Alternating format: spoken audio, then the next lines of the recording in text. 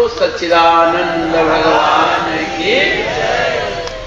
ऐसे इस दरबार में आपके गुरु महाराज जी की प्रतिभा में अब यहाँ हजारों संस्कार वाले हैं।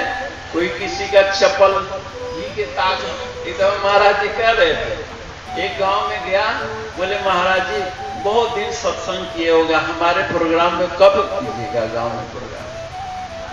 महाराज जी ने सोचा बड़ा प्रेमी लड़का है, तो बोले बेटा पिछले साल वाला सत्संग याद है? बोले ना महाराज।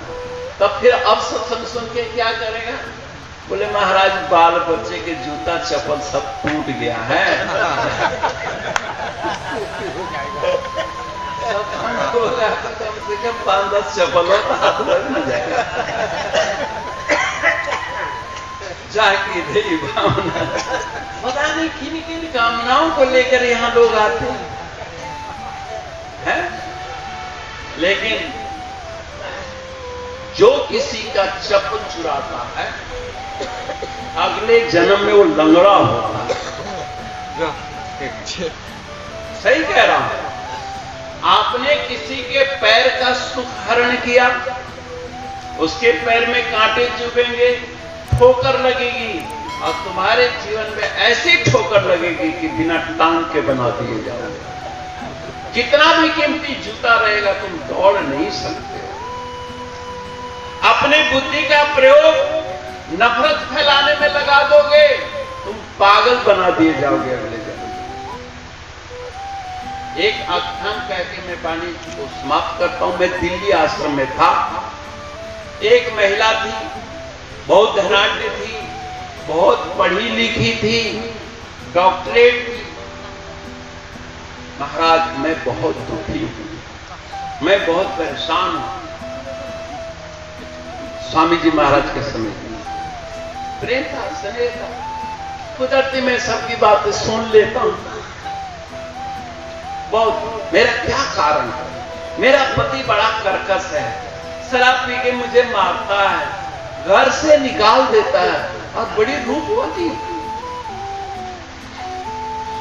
मेरे में क्या कमी है? वो तो मारने वाला जाना है, कुछ तो कमी होगी,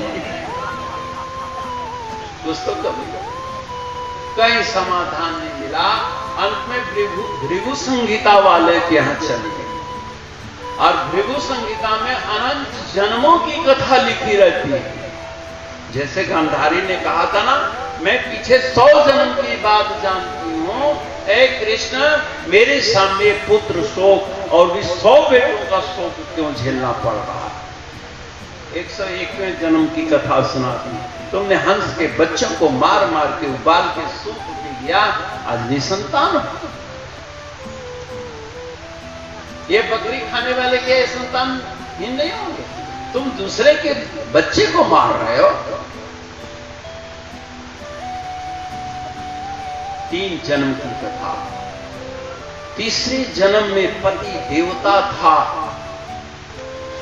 मैं भी ठीक हूं। फिर महिला मेरे से अपनी दास्तान सुनाएगी।